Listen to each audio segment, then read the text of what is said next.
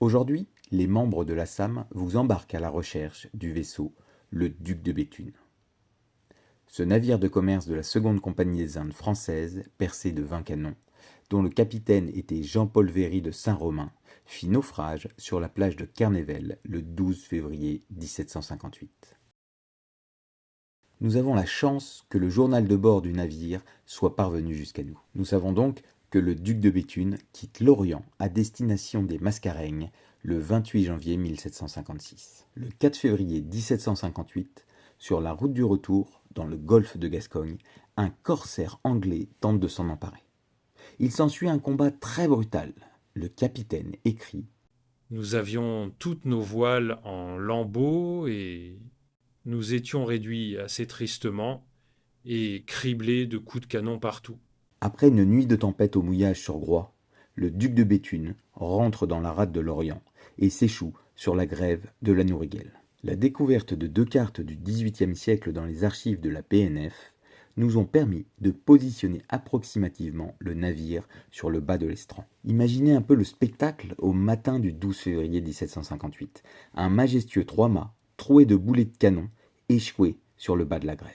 Les méthodes modernes de positionnement permettent de positionner approximativement les restes du navire.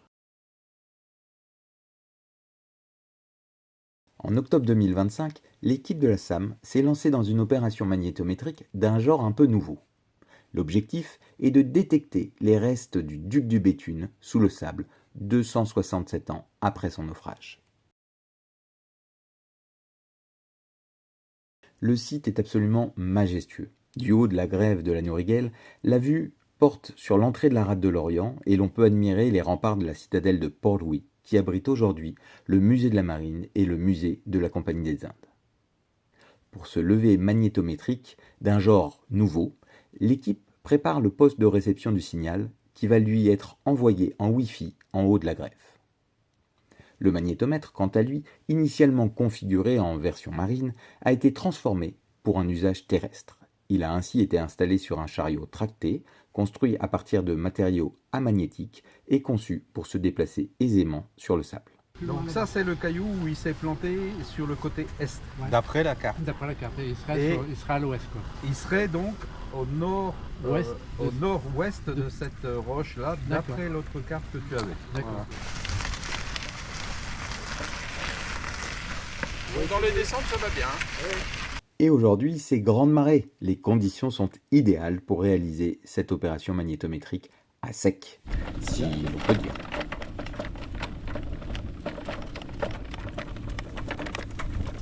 Après, on ne pourra plus s'en approcher.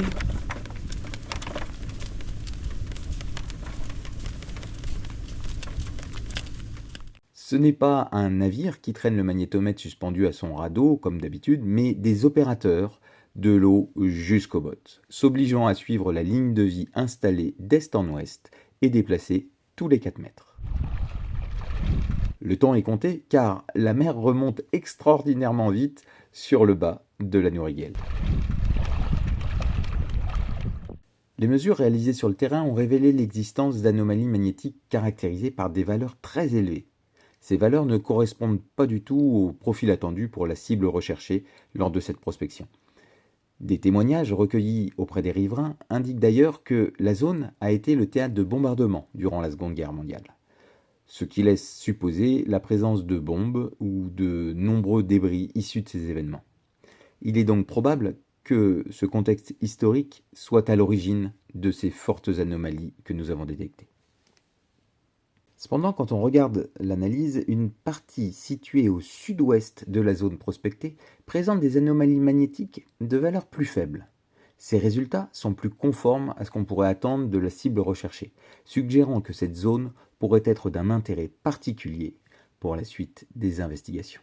Vous l'aurez donc compris, l'histoire du duc de Béthune n'est pas terminée. Alors pour ne rien rater de nos prochaines recherches et découvertes, n'oubliez pas de vous abonner, c'est totalement gratuit. Et un petit pouce bleu vers la surface nous ferait le plus grand plaisir.